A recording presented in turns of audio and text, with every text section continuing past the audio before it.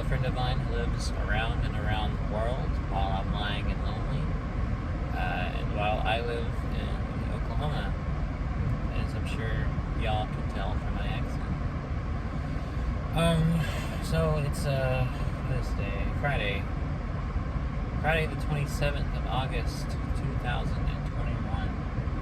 And today's video message, Lilla, if you're watching, is never try to record a vlog or a review, a short film, anything on camera when you're living in a house full of relatives, because inevitably they'll try to interrupt every time you record something. Every single time you try to record something, they'll interrupt you doing it. So it's just a better idea not to record anything while they're home. And that's what happened to me earlier today. I was recording a book review, and it took me 5 takes, because either I kept getting interrupted, or the camera fell off the tripod, or all kinds of other things. And by camera, I mean my phone, because I shoot everything on my phone. So yeah, it's just better to wait till your relatives leave to record anything on camera. Anything that you're going to put on a public platform like YouTube. So yeah, that's that. That's the main message I wanted to give to you today. Another important message is I miss you. I always miss you. Every time we're not talking, I miss you. And I hope you're doing well. I hope that you're having a good day today. I know you're several hours ahead of me, so I think it's probably like early evening, late evening, probably already nighttime where you are right now. Whereas here it's we've just entered the afternoon. It's early afternoon here.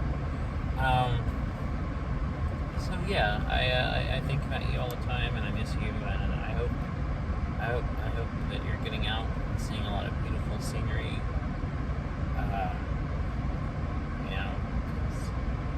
We live in a very beautiful place, a lot of gorgeous landscapes, and a lot of history, lots and lots and lots of history, thousands of years of history.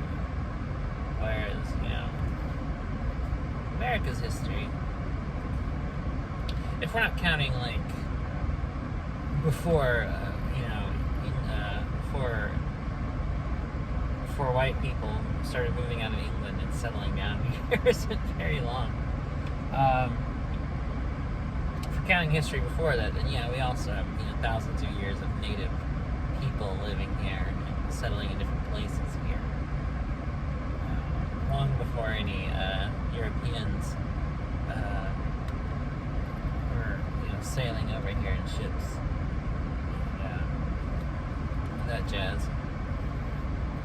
If we're going just by the history of white folks coming to America and setting up, what will become modern government here, then our history isn't that long. Just a few hundred years, about 200-300 years, something like that. Not a lot, but yeah.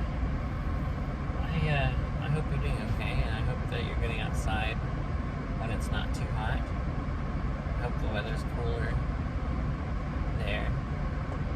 I hope it's not as excruciatingly hot as it is here. I'm sorry if it is. And I hope you're reading good books. I hope you're able to read some stuff. I'm reading John Grisham's novel, Time to Kill. I've kind of been reading it off and on. And I'm only a few chapters inward. I'm only about 100 pages in. It's very good. I have mixed feelings on it. Overall, as a story, it's quite good. I like the story. I like that it captures a small town very well, time and place very well. I like that it captures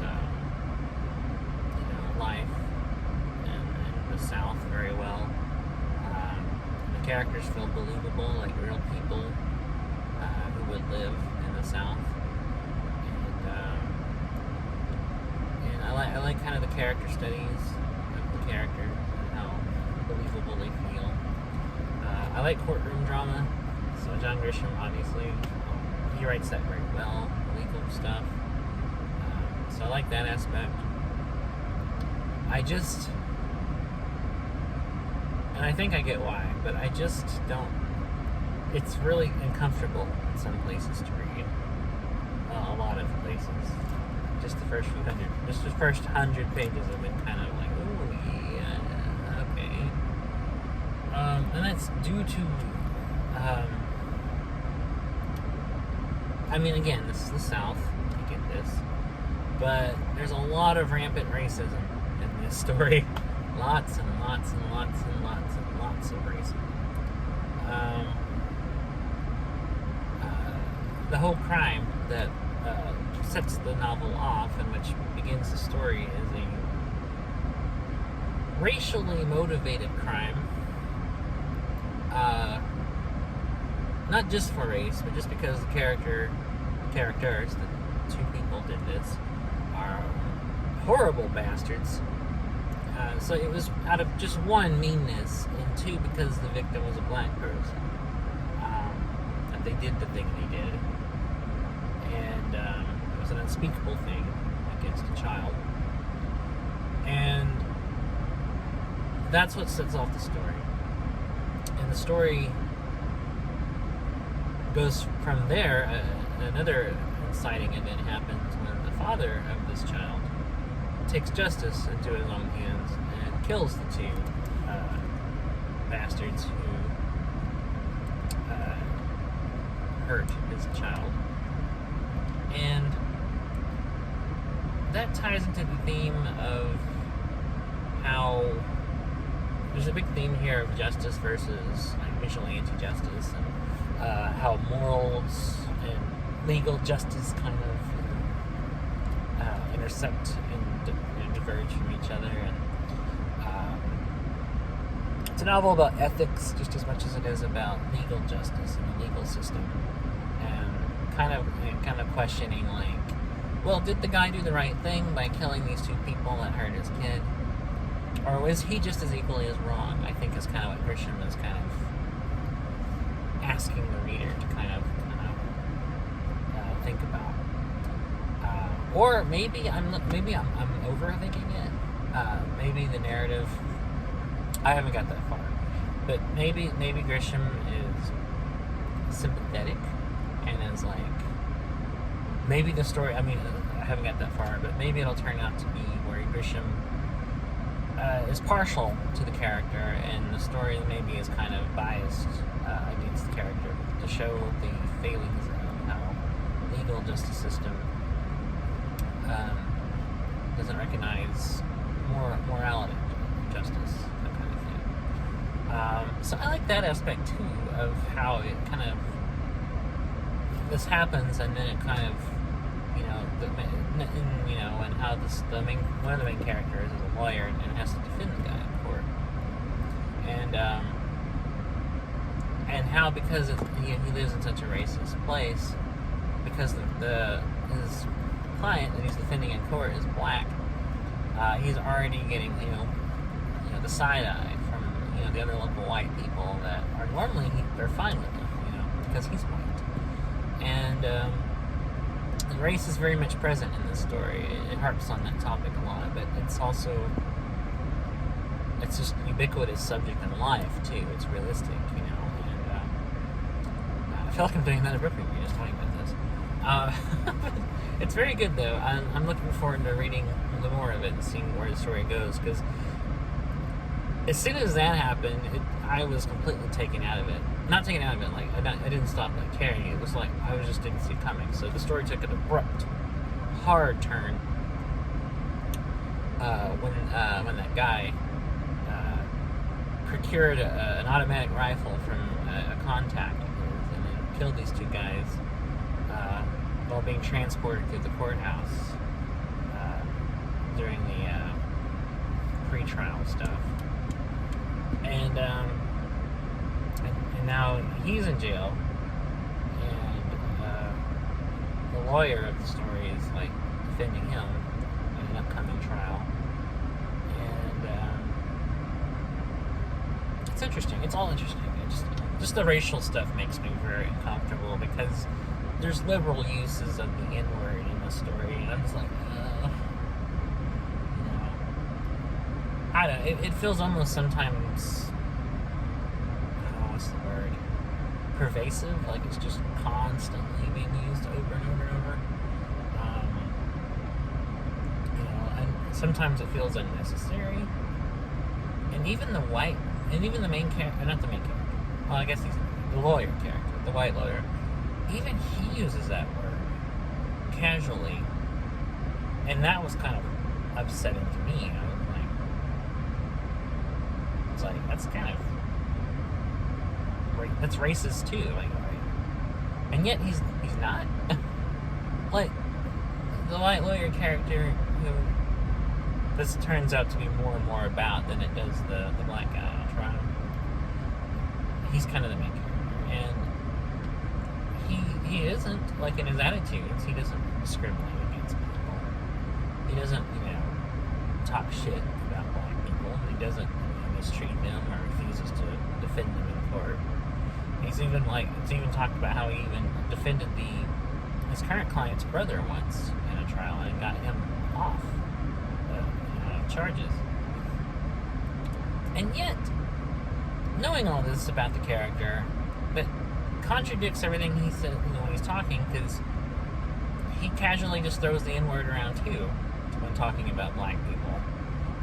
And I'm like, it's a little, I don't know. I mean, we live in an era, and even when this novel was published in the late 80s, we were already living in a time when you knew that was wrong. You knew that was offensive language, and it wasn't cool to talk like that, So it's very, that stuff makes me really uncomfortable. And again, like I said, I get in other places where it's used a lot, because those are other people, those are other racist white people in that particular environment talking like that. I get that. But,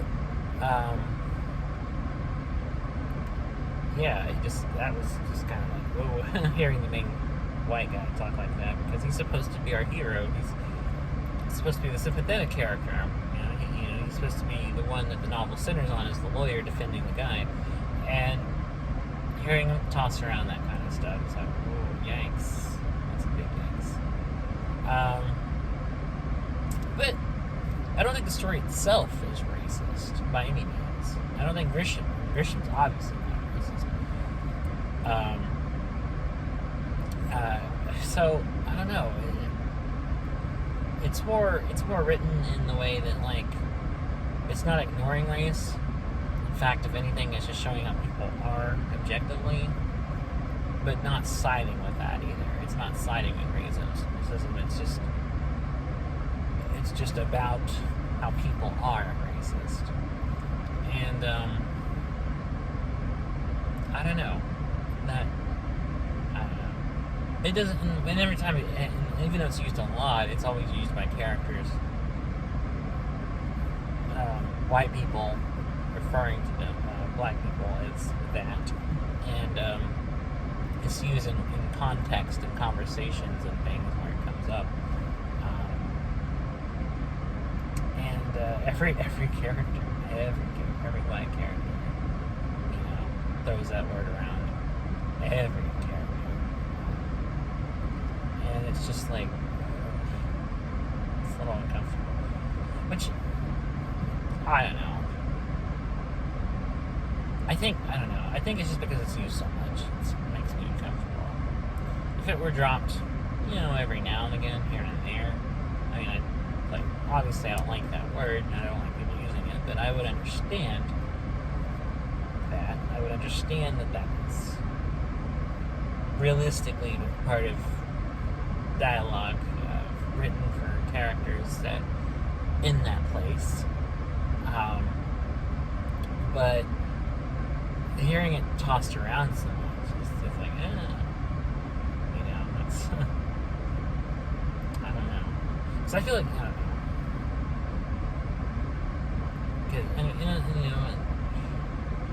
Because I don't have a problem with it being used in context for realism to depict accurate dialogue between characters.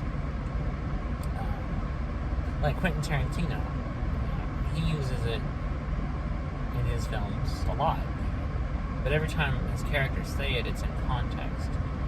It's only used in scenes where people are talking to black people, or black people are talking to black people, or anything like that. It's just not thrown around as casually as just everybody in the whole movie throwing that word out there. And while his characters say it a lot, they're saying it a lot within a context. So I don't know. Just everything else though about this novel I like, and like I said, I like the story. I like how that took that turn. I actually do like the lawyer character, even if I don't like that aspect of him, about even he's casually racist. But as everything else about his character, he's likable. He has a wife and a daughter, and he seems like a good guy. And he defends a lot of poor people. He defends people who don't have the money to hire the big-name lawyers. He cares about the little man, so that goes a long way with me as well. That was the only thing I wish wasn't in the story, is just kind of his attitudes. Because it just makes him look, by saying that, as if he's kind of on the same racist field as all the other whiteys in town. So it's just like, oh god, why, John, why? I haven't read a whole lot by Grisham, but everything else I have read is actually was stuff he wrote much later, and actually wasn't, or at least mostly wasn't set in the South. And the language there is a lot better, because no one's calling anyone, as far as I can remember, no one's calling anyone else that. But I do know he's from the South, and he's written a lot about the South, but he's also written stories set in places like New York and stuff. So maybe if I read more, I would encounter that a lot more, but hopefully not. But yeah, I just like thrillers, and I like the other stuff I have read by him. I've discovered through him I like courtroom thrillers just as much as I discovered earlier this year I like medical thrillers by reading Robin Cook's novel Coma. I was like, oh, this is pretty good. So anyways, I didn't mean to bring books back into this. I just was talking about this one, but that kind of led to that when I was talking about it. Anyway, I hope you're doing all right. I hope that your day is going good. And I'm sorry to ramble on about that. It's just, I don't know. I just got a lot to say about that novel, apparently. I hope you're listening to good music. I hope you're listening to good tunes. Artists you like. You've told me you like bossa nova. I hope you're listening to a lot of good bossa nova music.